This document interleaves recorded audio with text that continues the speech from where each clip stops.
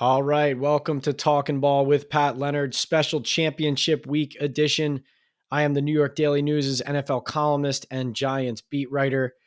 And before I get to picking the AFC and NFC championship games, before we get to Antwan Staley of the Daily News in our second segment on Aaron Rodgers and the Jets, I want to talk about the Giants' encouraging season and then get into my 2022 NFL awards. We are in, after all, award season.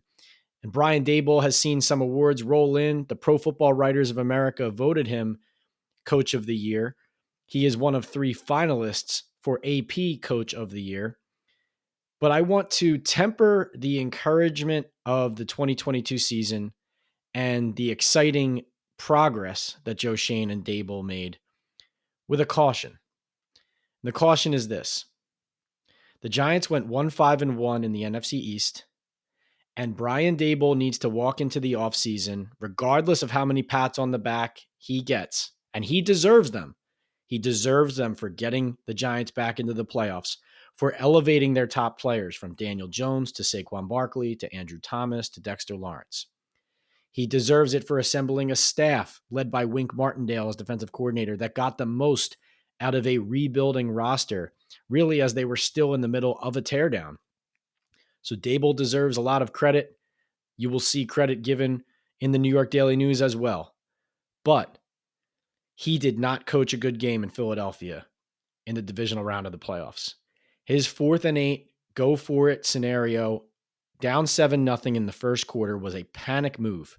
It was the wrong call. It was a bad decision. It was uncharacteristic of Daboll how he's handled those situations regularly throughout the year.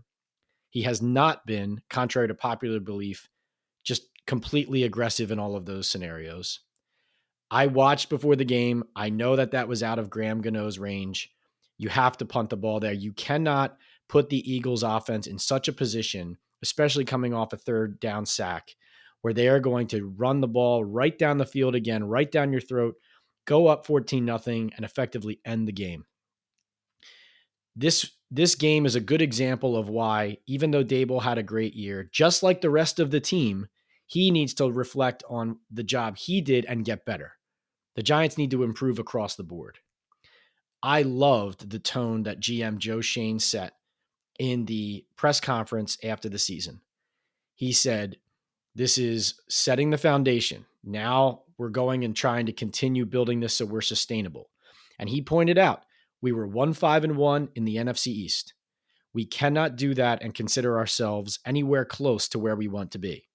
The Eagles and the Cowboys both effectively embarrassed the Giants in 2022. Daboll did a good job early on in the season.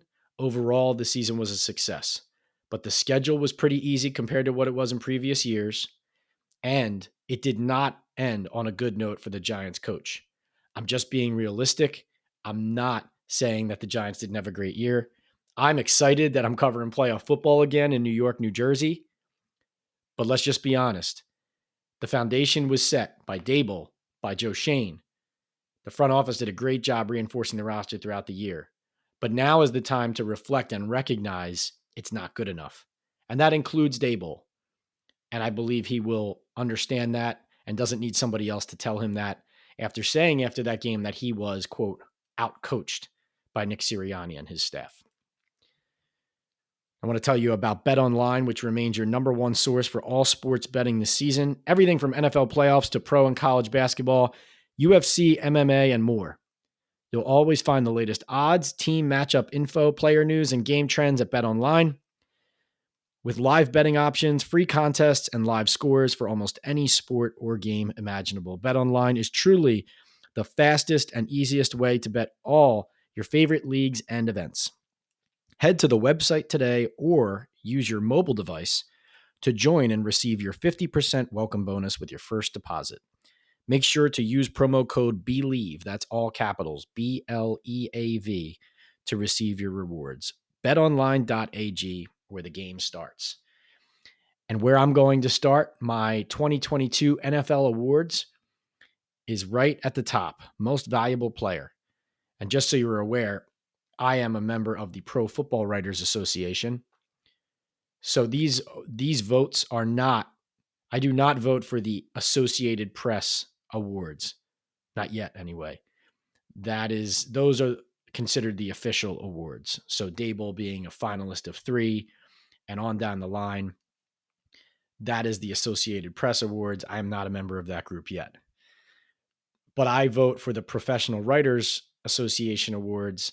And generally, these line up. They don't always mean that this is how it's going to go with the Associated Press. And you can go to the PFWA Twitter account and see the releases trickling out throughout championship week of what the final results of these voting ballots were throughout the country. Everybody on every beat who is a paid dues paying member of the PFWA gets a vote.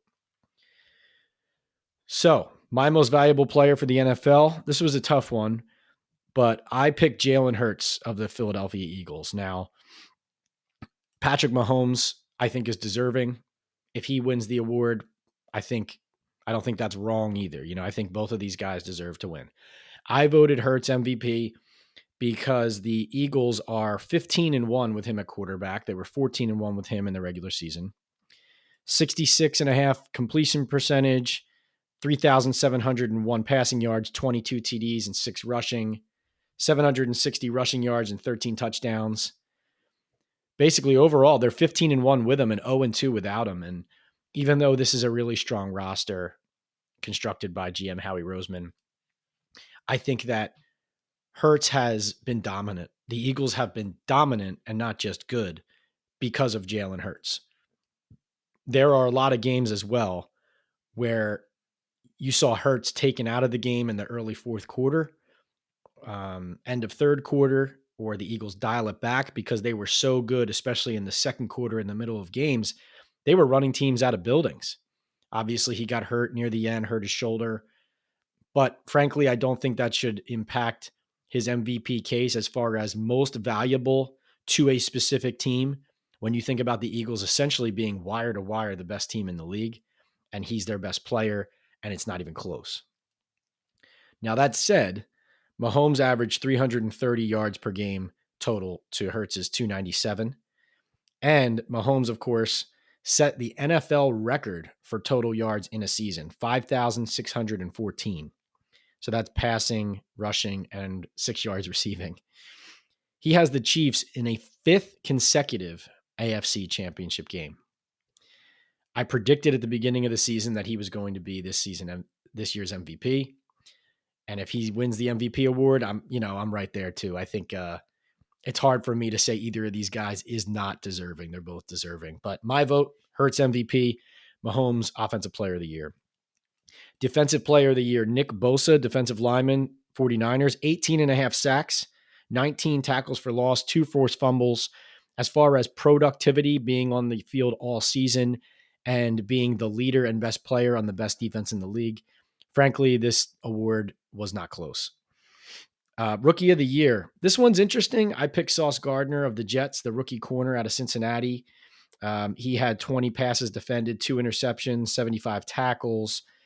Now, my defensive rookie of the year, I gave that to Tariq Woolen, the 5th round pick of the Seattle Seahawks, who had 6 interceptions. Sauce only had 2.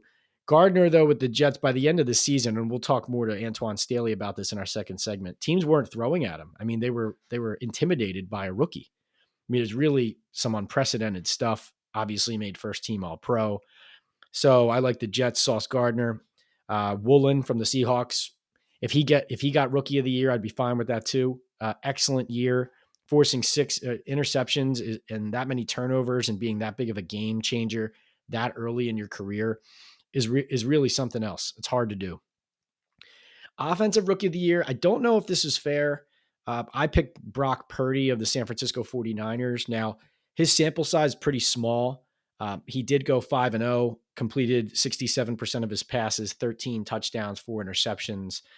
Now, Kenneth Walker, the Seahawks running back, and Garrett Wilson, the Jets wide receiver, I think are both deserving of this award as well. And frankly, if I had to do it all over again, maybe I would select those guys who put their bodies on the line all year and produced. And Walker really was as great of a season as Geno Smith did. Walker, he just kept getting stronger and was a huge part of, honestly, one of the most surprising and encouraging teams all season.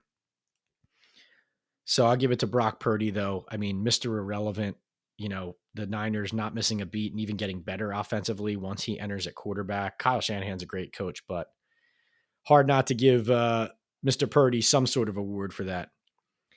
Comeback player of the year I gave to Geno Smith of the Seattle Seahawks. I mean, let's be honest. I agree that when you talk about comeback player of the year, there's a lot of debate about who should win this, what the category should look like.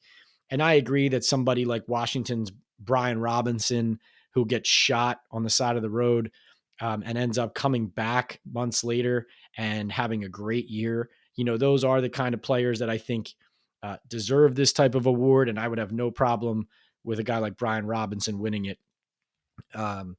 But Geno Smith, I think, is deserving, and I voted for him because, yes, he was only coming back from lack of production to production. But you have to remember, he had not played meaningful football as a starter or even received any opportunity in years upon years. I mean, Geno Smith was effectively, in the minds of most people, out of the league. And so I do think he deserves this award. And you look at 69.8 completion, so almost 70% completion percentage for Geno Smith, 4,282 passing yards, 30 touchdowns, and 11 interceptions. Really happy for him, too. Geno gets a bad rap, great guy, and I really hope that he continues to succeed, and I think he deserves acknowledgement. My most improved player, now, so of course, comeback, most improved.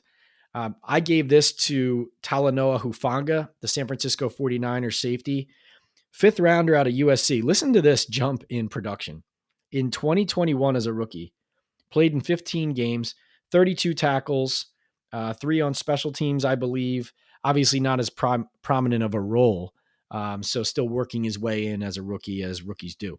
In 2022, he starts 97 tackles, 4 interceptions, 2 forced fumbles, 9 passes defended, 2 sacks, 5 tackles for loss, 3 QB hits. Just a monster and a terror on the back end. And to think he's only in his second NFL season, this Niners team is scary. My coach of the year, we've been over this, so I won't get into it too deep, is Sean McDermott of the Buffalo Bills. I do think that others who I would give it to include Kyle Shanahan of the San Francisco 49ers, Nick Sirianni of the Philadelphia Eagles. I think my list probably stops there. Like I said, I think Brian Daboll did a great job, but I think 1-5-1 in the division. It's tough for me to give a coach of the year if you win 1 game out of 7 in your division, including playoffs. Doug Peterson's the other one I would give it to, just because the turnaround from where the Jaguars were under Urban Meyer to where they were with Doug Peterson is the most dramatic turnaround in the league. I know the Giants had a big turnaround too. The Seahawks had a great turnaround. Pete Carroll could get some love. But you have to understand, and we've been over this in this podcast maybe a couple months ago, the Jaguars were at a point where guys, including a lot of young players, were quitting last year, didn't think there was any reason to work. Why would we do it? Our coach doesn't believe in us. They didn't like the coach. They didn't respond to him. He wasn't respectful of them. So Peterson turned more than just a record around here. So, that's kind of my list. I think my list would be Peterson, McDermott, Sirianni, and Shanahan as the guys that I would give it to. Executive of the year, I don't think this was very close. Howie Roseman of the Philadelphia Eagles. I mean, other GMs did a good job. John Schneider with the Seahawks did well, et cetera. But Howie Roseman, drafting Jalen Hurts, and that wasn't this year, but think about, he hasn't done everything perfectly. Nobody does. Draft misses, all that, whatever. But I think Howie is the best GM in the league. I don't think this is just a this year award. I think that Roseman's ability to not only understand when it's time to go for something, but also when it's time to hold back and wait and strike when the time is right, to know what opportunities might come down the pike. And also the way that the Eagles manage their salary cap to get all this done. And you talk about sustainability that the Giants are seeking. Look at the Eagles with these draft picks piled up coming in the future, with young players who are producing on their roster as starters. And with veterans who are on their way out, but still producing at high levels with contracts that are coming off the books and replacements already there for them at key positions. And obviously the AJ Brown trade kind of headlining this idea that Howie knows when to do something and what's coming and what the right value should be and how to accomplish something that's best for your team and doesn't put you out for the long term. Assistant coach of the year, there's a lot of candidates for this. I thought D'Amico Ryans did a great job. Ben Johnson. So D'Amico Ryans, the Niners defensive coordinator, obviously. Ben Johnson for the Lions, their offensive coordinator, I think could easily win this award as well. I went with Wink Martindale, the Giants defensive coordinator. I just think that as much as Dable got the Giants back to the playoffs, I think the most important thing he did was hire Martindale. The Giants defense, it's not easy to remember now, but the defense is the reason they started 6-1. And Martindale, he said he's never dealt with this many injuries, this many players coming in and out. And it was just a masterpiece of a coaching job by Don Martindale. And I think assistant coach of the year is the very least that he deserves for that. And then I'll run real quick through my first team all NFL, and then we'll get you over to Antwan Staley and the Jets. So voted for one quarterback, Jalen Hurts of the Eagles, two running backs, Josh Jacobs of the Raiders, Christian McCaffrey of the 49ers. Two receivers, Justin Jefferson of the Vikings, Devontae Adams of the Raiders. One tight end, Travis Kelce. One center, his brother, Jason Kelce. Two guards, Joel Bitonio from the Cleveland Browns and Zach Martin of the Dallas Cowboys. Offensive tackles, I went with my guy here in New York, Andrew Thomas. I know Trent Williams is an excellent player, but I mean, Andrew couldn't have done any more, and I thought played like the best tackle in football from wire to wire. And then Lane Johnson at right tackle for the Eagles, just one of the more impressive specimens and toughest guys in the league. Defensive ends, I voted for two, Nick Bosa and Myles Garrett of the Niners and Browns, respectively. Defensive tackles voted for two, Chris Jones of the Chiefs and Quinnen Williams of the Jets.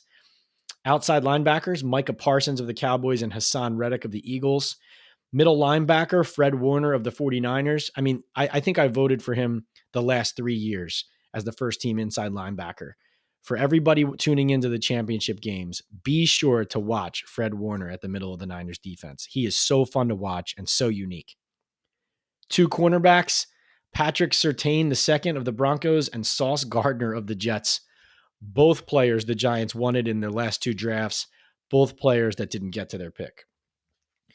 Two NFL safeties, Minkah Fitzpatrick of the Steelers and Talanoa Hufanga of the Niners. And then at special teams, kicker Daniel Carlson of the Raiders, punter Tommy Townsend of the Chiefs, returner from kickoffs Keyshawn Nixon of the Packers, Khalif Raymond of the Lions on punt return, and Jeremy Reeves of the Washington Commanders as your NFL special teamer. Those are my 2022 PFWA postseason on-field awards. And now over to Antwan Staley of the New York Daily News to talk Aaron Rodgers, the Jets, and much more. All right, welcome back to Talking Ball with Pat Leonard. We love having this guest on, a repeat guest for good reason.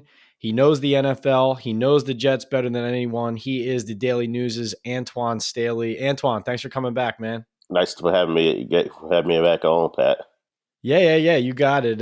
Hey, man, it was cool covering a playoff game with you in Philadelphia. We're grateful that the result was decided early so we could meet those deadlines. Yeah, I mean it was not good, the result obviously, but at least we get to cover a playoff game as you said, and then we took care of business early on in the game. So I mean that's the benefit of having covering a blowout. You're able to take care of work a little bit sooner. Yeah, nowadays you don't have as many opportunities to work as a team. That was fun to work with you down at Lincoln Financial Field, but nobody wants to hear me talk about the Giants and the Eagles right now. You are here. We know why you're here. Aaron Rodgers. Let's get right to it. Aaron Rodgers. I need you to tell Jets fans and tell NFL fans, after Nathaniel Hackett gets hired, what chances do you think the Jets have at landing the great Packers quarterback? Well, I think it's possible. Obviously, him and Nathaniel Hackett and Aaron Rodgers are really close. They're still tight from the days where he was an offensive coordinator for 3 years. So it's definitely a really good relationship between the two, and they've kept in contact even when Hackett went out to Denver. Remember, last year was speculation that Aaron Rodgers might go to Denver instead of Russell Wilson, but obviously that didn't happen. So now, flip forward a year later, and we're back in the situation where Hackett's at a new stop, and the team needs a quarterback, and obviously Robert Saleh spoke yesterday about how they're looking for a veteran quarterback. There's other names that have been linked as far as Jimmy Garoppolo, Derek Carr, um, heck, even people have already linked Tom Brady, to the Jets too as well. But I think the fact of the matter is, like, whenever you bring in a guy that knows the system that Hackett has, then you're going to link to Aaron Rodgers, especially considering he may or may not either retire, or he may or may not decide he wants to change teams. So I definitely think it's possible, but they made the move simply because they need an offensive coordinator and they wanted a new voice in the room, and somebody that can jumpstart this offense, especially considering they went 3 weeks without scoring a touchdown late in the season. Do you think so? Rodgers is due, I believe it's almost $59 million in salary, Correct, for the 2023 season. Would that prevent, like, let's say, he's interested. Is that just Woody Johnson doesn't care, he'll pay whatever, bring Aaron Rodgers to New York, or would that stop the Jets? No, I think they would do whatever it takes to make it happen. Now, they also may decide to restructure his deal to make it a little bit cap friendly, because they're going to have to, because the Jets they're over the cap right now, just about, or they're getting close to it. Like they're so close, like they're going to have to make some moves as far as salary cap casualties this offseason. But yeah, I mean, the Jets can make it work. They will make it work. Woody Johnson has been starving for a winner for the last 12 years. And the thing about him, he loves the back pages. He loves winning, the day, as you know, like, as Yeah, far as right. like getting those back pages, whether it be the Daily News or the Post or Newsday or whatever. Like, he loves just having the Jets being talked about regularly. And, right now, everybody's talking about Aaron Rodgers and Nathaniel Hackett, linking them together.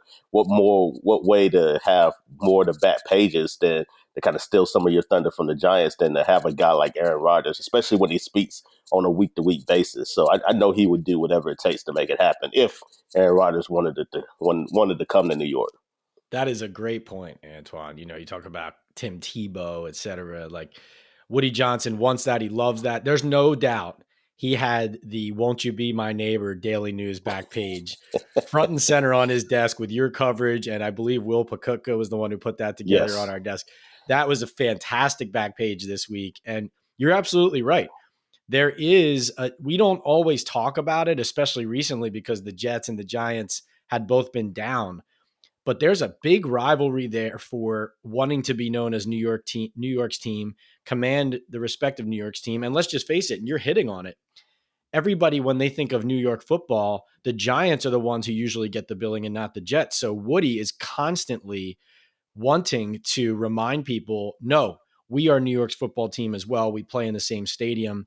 And he's trying to win that day and very aware of whether he's winning or losing the day on the public front. So I think that's a fantastic point by you. Obviously, like you said, nobody's in Aaron Rodgers' head. And even if you are, you probably wouldn't be able to navigate it.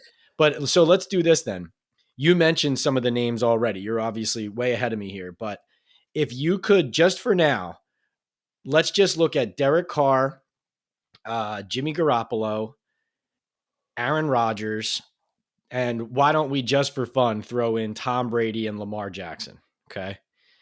Could you rank those for me, 1 through, what was that, 5, of Yes. most likely to least likely, just in your mind right now? I'm not going to hold you to it a week from now. We know everything changes, but you're really close to the Jets and to this situation. So how would you rank 1 being most likely, 5 being least likely? Well, considering what you said, that nobody's in Aaron Rodgers' head, so we don't know what this man is thinking. Like, for all I know, he could just be flirting with the Jets, like, and just end up going back to Green Bay. So, like, the way Right. I would rank it is Jimmy Garoppolo 1, and I know this is probably not what fans want to hear, but the reason I think 1 is because he'll be able to be signed during free agency, and he also knows Nathaniel Hackett's system. They run like a West Coast type of offense very similar to what Kyle Shanahan run in San Francisco. So he would be one for me. And he's played in cold weather, although, very limited when he was with the Patriots. That's kind of a knock that on Derek Carr right now, who I think would be two. The problem with Derek Carr is also the money situation. They would probably have to restructure him. And also the Raiders have to make a decision on him 3 days after the Super Bowl. Either they have to cut him or they have to trade him. So you're gonna have to make that decision very quick. So Garoppolo and Carr would be two for me. Rodgers would be three, just because he's the wild card in all of this. Again, nobody knows what he's thinking. I think he's probably going to go back to Green Bay. I think he's just flirting, with everybody else. But in the end, I think he'll end up going back to Green Bay. But you never know. You really don't know. Right. Like you're saying, you're reserving the right to vault him from 3-1 if he just decides that he wants to play in New York. Yeah, I get That's why I have him in the middle, because he's the wild card in all of this. Lamar Jackson, I know writing about it early this week. I would probably have him 4 just because it seems like the Ravens really want to keep him, but I don't want to necessarily put him at 5 because something just doesn't add up. It doesn't feel right with him and the Ravens. It seems like some hurt feelings there, whether it be, either with the contract or how things were handled injury-wise towards the end of the year. So I don't know. I think the Ravens want him back. I don't know if Lamar Jackson 100% wants to come back and be a part of the Ravens. So that would be 4. And Tom Brady, it's hard to see Tom Brady being, with the Jets, considering he played with the Patriots so long, but he's going to need a new home somewhere. And apparently it's not going to be at Tampa. And his choices are probably going to be very limited, considering he'll be a 46-year-old quarterback and coming off a down year for him. So probably like 3 or 4 teams I think will be in the market for him. I'm sure Vegas will too, especially, considering what they do. Either they draft one or they may also go after Jimmy Garoppolo too as well. So yeah, I think he would probably be 5 for me. That's a great breakdown. You're right. Lamar, I think it ends up getting done in Baltimore, but you're absolutely right. There is something off there for sure, especially, I think you would agree with me, like the way that either players on the team or, former players were talking about that he should be playing and he could play. You Exactly. don't see that a lot. You don't see players speak on other guys' injuries and bodies and ability to play and question their work ethic like that. That was very unusual. Usually that's obviously something that's coming from somewhere And internally. also, you don't also see players just tweeting about their injury, giving their updates that way. Like, I felt like that was very odd in that way. And then John Harbaugh, who's very transparent, he thought that Lamar would be out a few weeks, and then a few weeks ended up turning into 5. And then it ended up being, he was just really, he wasn't transparent at all. He was like, I don't know. When coaches start saying, I don't know, then something is not right at all. Like, they usually have an answer for every single thing. They might not always want to answer it, but they typically have an answer for everything. Right. When guys who are accomplished at telling white lies can't even do Exactly. that. It's like, wait a second. So now this is not realistic, but let's just say hypothetically, all 5 of those options were equally possible as far as Jimmy G, Derek Carr, Rodgers, Jackson, Brady. Which one of those quarterbacks to you would be the best fit and the biggest get for the Jets, I both think for 2023 and the long term? I think if you could get any of these guys, it'd be Lamar Jackson for me, because he's still young. He's 25, 26 years old. And you have him for the future. You at least have him for the next 10 to 12 years, potentially. With Rodgers, it kind of feels like a Brett Favre all over again. Like, I don't know how many years later. And he might play another year. He might play another 2 years. But your window for winning is very, very short, especially in the AFC, where you still got to go through Josh Allen in your own division in the Bills. You've seen what Joe Burrow did to Buffalo last week, and you still have Patrick Mahomes lurking around too as well. So those guys aren't going anywhere anytime soon. So again, even if you have an Aaron Rodgers, yeah, the Jets will be a playoff team, but I don't know necessarily they would be a Super Bowl contender unless they were to add a few more pieces there. So for me, I would go with Lamar Jackson because he gives you a larger window to work with as opposed to Aaron Rodgers. Man, Brett Favre, another classic Woody Johnson back page move. There you go. Yeah, there's the other example I was missing. And the other thing about Lamar is, and I know you're getting to this and this is what you're saying, but like in the short term too, Salah's defense, the way that the Jets defense was playing, if they had a running game that kept the offense on the field and kept the defense fresh, I mean, you might be talking about a team that could, you know, surrender, I don't know, 9 points a game.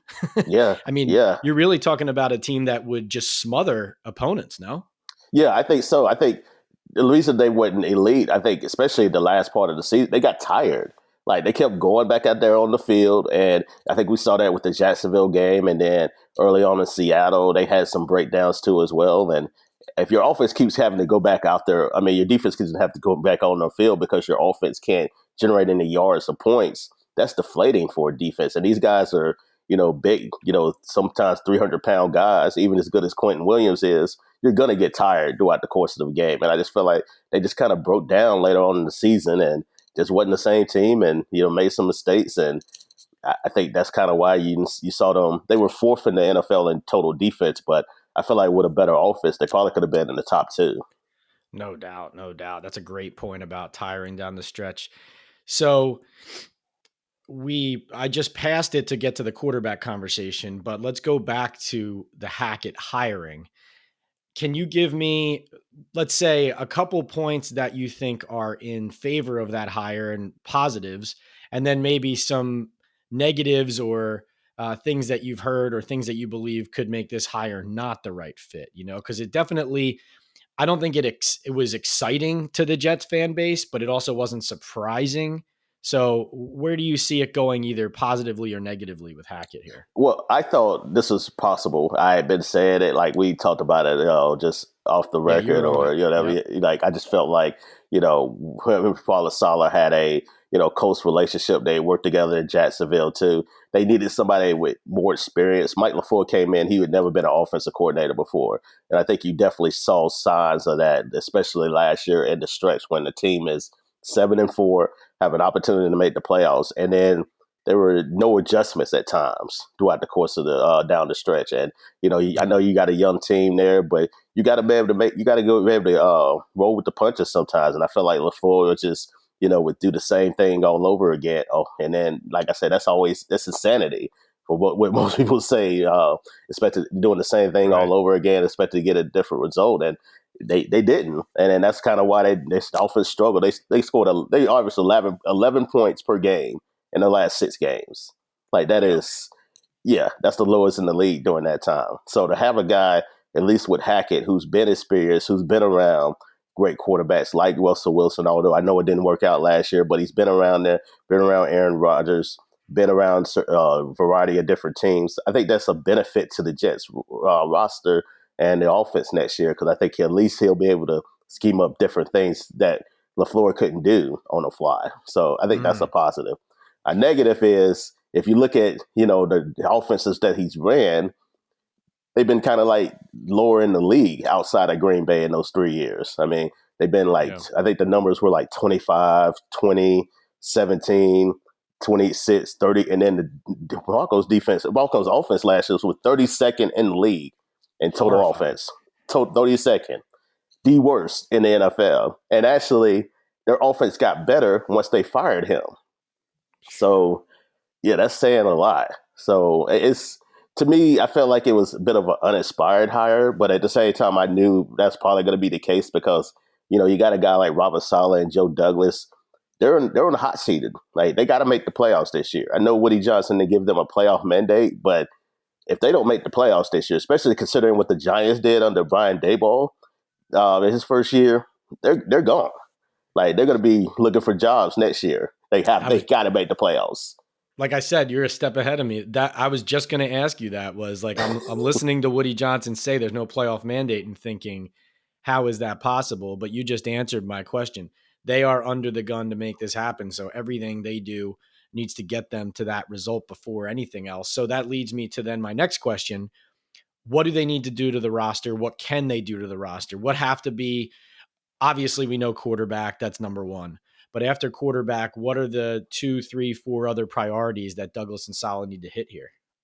Offensive line is definitely a big issue too. I mean, you got some quick question marks there. Is Dwayne Brown going to retire? Mekhi Becton, he comes back into the fold there. He's a lot slimmer than what he was when we last saw him there, but can he stay healthy? he really hadn't played a better part of 2 years. He got hurt early in 2021 in the first game of the season, ended up missing the entire year. And then, 22 was a wash because he ended up getting hurt in training camp. So he has not played mostly 2 years. What is he going to look like? And can you rely on him to be your left tackle? I don't know if you can.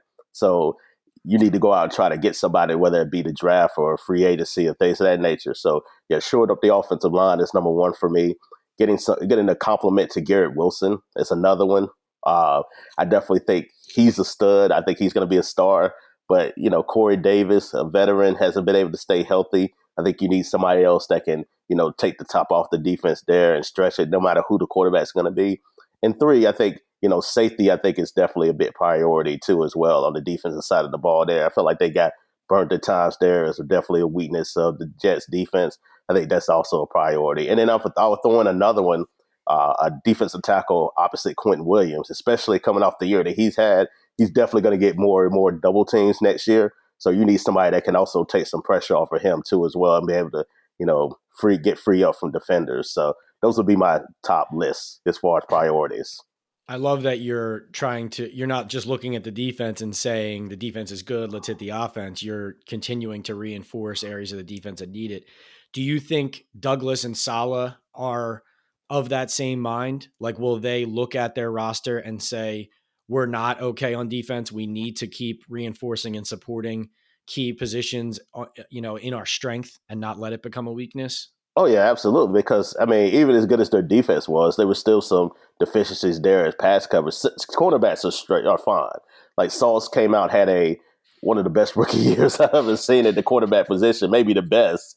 And then DJ Reed, I think, is very underrated. Could have got some more Pro Bowl consideration there, but I really think the safety position is where a lot of teams attack the Jets, like in the middle of the field there, whether it be at the slot cornerback position or also at the on the back end as well. So I definitely think that's definitely a big priority, and I think they will see that too, especially Saleh being a defensive guy and seeing what he was able to get going in San Francisco and what's still going there with the 49ers as well is how good their defense is. That's why they're playing this weekend. I'm glad you brought up Sauce because everybody does the end of season awards and I voted Sauce my rookie of the year. I think I voted Tariq Woolen defensive rookie of the year, like behind him for Pro Football Writers. Woolen's stats like interceptions, turnovers forced, that kind of thing. He has better stats than Sauce. But I think what a lot of people have said is, the quarterbacks weren't throwing at Sauce by the end of the year. As I wanted to ask you that, you were at every game in person. Was this the case of eventually teams did not throw at Sauce's side? Is that what was happening? And is that why maybe he didn't have as many opportunities at the ball, especially in the second half of the season, as a guy like Woolen in Seattle? I think teams threw it Sauce probably like 2 or 3 times the last 3 games of the season. And I think Seattle didn't throw him at all. Like Seattle was like, absolutely not. They challenged DJ Reed. They challenged everybody else. They didn't throw at him at all. And then Jacksonville was kind of the same thing. They didn't throw at Sauce at all. He's already commanding that Deion Sanders type of respect. And he's a rookie. Like, that's crazy. Insane. Yeah, I've never seen that at a guy that's so young. It usually takes, 3 or 4 years to get that type of respect. But he's been so good and so solid that teams are like, hell with this. Like, we're just gonna go at everybody else. like we're not gonna let him beat. That's why he doesn't have the interceptions that he could have, because teams are refusing to throw his way. It's kind of like, I don't want to compare him to Revis, but even Revis in his heyday, like, he wouldn't get a lot of interceptions, but because teams stopped throwing his way. So it's kind of the same thing. And then you got a guy like Sauce that's like 6'3", that's long and lanky, and can recover so fast, especially with his speed too as well. It's insane. So I think teams are starting to learn, like, Jets have some weaknesses other places. Let's not throw it to him where he could potentially hurt us and pick it off. That is a remarkable amount of respect for a rookie. I mean, you just said it, and what was he, first rookie corner to win first team All-Pro? Since Ronnie Lott. Since Ronnie Lott in 81.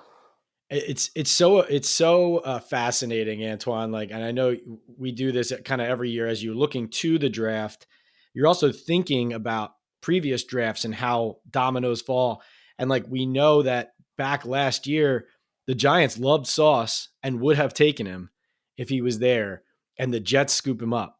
And just think of how different things are, could be, will be, just because of one decision by one team versus another.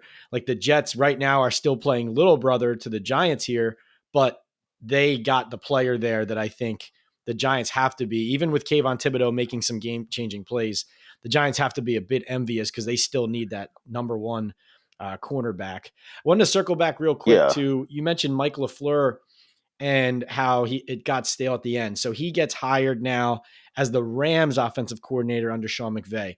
Do you think that that's a positive career development for him going to LA under McVay in Oh yeah. with the Rams? Oh yeah, I mean that's like a fast track to a head coaching job at some point. I know you're not going to be calling plays, and McVay's the primary play caller, but you're still game planning and schematically helping out throughout the course of the week. And and we've seen Yeah. it with other coaches too around the league. I mean, look at just guys that have been on his staff that have gone on to be head coaches. Look, Kevin O'Connell, he's there and with the Vikings right now. I know Brandon Staley was the defensive coordinator there. He was on his staff. He's with the Chargers, right? No matter what you think about him and his, what he's doing with the Chargers, he's still got a head coaching job being on his staff too. So yeah, let's say the Yep. Rams, have a comeback year next year, which I think they will, especially when they get healthy. When you get Stafford and Cooper Kupp and all those guys back, Aaron Donald back healthy, they'll be in the mix once again. And who's to say a year from now we're not talking about Mike LaFleur being a candidate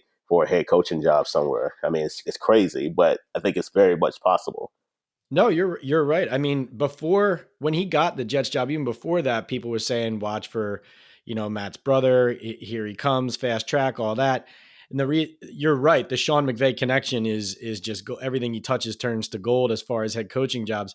I just wasn't sure if taking play calling responsibilities away from a guy, could be detrimental. But I think you're absolutely right. I think I'm overthinking it a little bit in the You sense would that think just being so. involved with that program is going to be, a positive. You would think so, but because he's not calling plays, but we've seen doesn't always matter. Like especially when you're in the right system and somebody like that, people like Sean McVay, they think he's like a boy wonder. So anything, again, what you said, anything he touches, like people want to try to bring that into their program and just try to, have the same thing going on with their, existing team. So I think, why not? Especially it's going to be I imagine it was like 5 coaching openings this year. It's probably going to be even more next year, depending on what happens, because we see it from year to year. Sometimes it's like 5, sometimes it's like 7, 8, 9 coaching openings from time to time. So I No imagine he's doubt. going to get some interviews from somewhere. He might not get a job, but he'll at least get some interviews. I'm willing to bet. All right, and lastly, spinning it forward here, I think you're headed down to Senior Bowl. What should we look for as far as what's coming next for the Jets? Are there any players you're looking for, or is there like some next domino to fall that you expect on the Jets side? Well, we'll speak with the assistant, general manager down there, and also Joe Douglas is also going to talk at some point at the Senior Bowl. So that'd be really good to get his perspective about a veteran quarterback, because Robert Saleh kind of deflected some of those questions to Joe Douglas as well. Like that's a Joe question, so now we get to ask Joe Mm, that at the Senior Bowl. So that'd be interesting too as well. And then kind of look at some of the quarterbacks that are down there. I know they may not start for the Jets next year, but I'm a big proponent of always taking a quarterback to mold and develop. And even if it's like your third quarterback, Zach Wilson hasn't worked out. So why not take a guy in the 6th, 7th round like a Matt Duggan from TCU, mhm. develop him and see what he turns out to be. Maybe he can, be the next Brock Purdy down the line. We're seeing it right now. You never know when you may need somebody like that. So it's good to take. I'm going to be looking at some of the quarterbacks, but it's good to take a quarterback, even if it's later on in the draft. Like it, like it. And yeah, I think you would agree with this too, is like in the NFL, head coaches are always at the podium, always on camera, always on the microphone. So they take all the heat and it's part of the job. But especially in a case like Joe Douglas, listen, man, you drafted Zach Wilson second overall. It's a disaster. And he has to answer for that. We'll be looking forward to your coverage down in Mobile, Alabama. And I'll get you out with this. We're not picking against the spread here. I want to know your picks. NFC Championship game, Eagles Niners, and AFC Championship game, Chiefs Bengals. Who will be in the Super Bowl in Arizona? I was really on the Niners bandwagon, and then I saw what the Eagles. I know this against the Giants, but I just kind of saw what the Eagles did last week, and I have a hard time picking against them, especially, Hurst seems like he's healthy, healthier than what he was. And that defense is just like crazy good. And then they got two like top flight corners. So we talked about, Sauce and DJ Reed, but James Bradbury was playing out of his mind last week along with Darius Slay. I got to take the Eagles in this one, especially with them playing in that hostile crowd there, where a lot of middle fingers will be going up, I'm sure, at Brock Purdy, and probably the rest of the 49ers beat reporters down there. So I'm going to take the Eagles, and I got to go with the Bengals. I just think they're the more talented team, and then Mahomes is a bit compromised there with his ankle. I know he said this, he's healthy, looks good, but I just like Joe Burrow. I just think they're too dominant right now. They have too many weapons offensively, and then defensively, they got after Josh Allen last week, especially Trey Henderson. It's a lot of those guys there defensively, and Lou Lamoriello, who's a New Yorker. Like I think he should get some consideration to be a head coach, to be completely honest with you, for what he's done with the Bengals defense. I don't think that gets talked about enough. But yeah, I think I'm going to go with the Bengals and the Eagles for the Super Bowl in a couple of weeks. Joe Cool and Jalen Hurts. I like it. Antwan, thanks so much for coming on. Thanks for coming on. I think this is your third time. You really Yes. helped us get through and help carry us through our first season here on Talking Ball. The offseason, as you and all of our listeners know, sometimes is even busier than the NFL season. So we'll look forward to having you back when Rodgers gets traded. No, I'm just kidding. We'll look forward to having you back, though, down the road, because we know not only are the Jets going to make more news, but they're going to try to make more news than the Giants, because we know Woody loves those back pages. So thanks again, man. Really appreciate it. Yeah, thanks for having me. All right. Welcome back to Talking Ball with Pat Leonard. Let's get over to Pat's picks in these two games remaining, the NFC and AFC championship games. Let's start with the Eagles against the 49ers. Philadelphia hosting and 2.5-point favorites. I'm going to go with Jalen Hurts and the Eagles. I think Hurts is going to have to throw the ball to win this game. They will not push the Niners around up front in the run game as easily, certainly, as they pushed around the Giants to a tune of, I believe, 268 yards rushing. But I think the health of A.J. Brown, Dallas Goedert, and Devontae Smith will be the difference compared to the Eagles' performance in the playoffs a year ago. That Brown trade, I think, is going to loom large. I think having this home field, you don't always have home field advantage anymore. It doesn't always rear its head. I do think, though, that Brock Purdy playing in Philadelphia and after a game against the Cowboys where Dallas's pass rush was able to get to Purdy, and I think the Eagles' pass rush, led by Hassan Reddick, which nearly set an NFL record for sacks in a season, is probably going to fluster him even more. And the Niners have a good offensive line. It's just going to be that difficult, I think, for them to handle a deep and talented pass rush led by veterans like Fletcher Cox and Brandon Graham.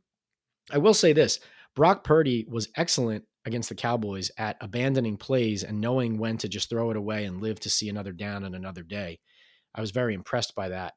And so I don't think he's going to go into Philadelphia necessarily and just explode and kind of revert to some version of a player that we haven't seen yet, to the Mr. Irrelevant that he was in the draft, being the last pick in the 7th round of last spring's draft. But I do think that the Eagles they have too much firepower.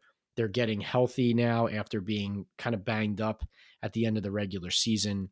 They are stacked, and Jalen Hurts, as long as his right shoulder looks as healthy as it did against the Giants, I'd like the Eagles to win and to cover. And then let's go over to the AFC. Bengals against the Chiefs. It's hard for me to pick against Joe Burrow, Joe Cool, Joe Shiesty. Boy, did he look poised, and boy, did the Bengals' offensive line and run game and defense look so good in that win in the snow on the road against the Buffalo Bills. But I'm not here doubting Patrick Mahomes. I'm not going to sit here and say that ankle is going to make me pick against the Chiefs. And I know the Bengals have beaten them in this spot. I know they've beaten them in the playoffs. I know that the Bengals, this is probably disrespecting a team that's earned more than this. But I just think that Mahomes, Kelsey, what he's been able to do, even without Tyreek Hill, Jerick McKinnon, Kadarius Toney, Marquez Valdez-Scantling, they just keep doing it. They just keep finding a way. And Andy Reid coming back and facing the Eagles in the Super Bowl, that would be a sexy matchup, no question about it. Arrowhead is one of the, if not the toughest place to play in the league, as far as being among the loudest stadiums, most hostile, worst weather, the combination of all those things going into this game. Now, listen, the Bengals are tough. If anybody can do it, the Bengals can. But I like Patrick Mahomes and the Kansas City Chiefs. That sets up an Eagles Chiefs Super Bowl in Arizona. Can't wait for that, no matter who advances. But looking forward to that. My picks, the Eagles and the Chiefs. As you can probably tell, the Eagles are my best bet because even as I pick Mahomes and the Chiefs, I'm kind of doing that lean back and forth, like when you take a jump shot and the ball's bouncing around the rim and you're not quite sure if it's going in yet. That's kind of how I feel about my Chiefs pick. But this has been a blast of a season. And we're not going to stop here on Talking Ball with Pat Leonard. We're going to keep on rolling. But I wanted to thank all of you for listening, for engaging. And please remember, this is so important.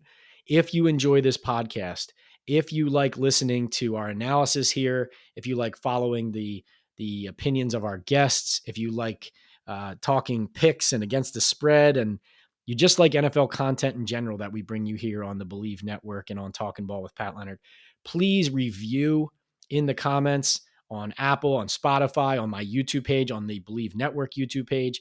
Please hit subscribe. Please like, please download, please do all of these metrics that help us continue to grow. And that will only help us continue to get more great guests, continue to talk more ball, and bring you news here on my debut podcast, 2022 season in the books.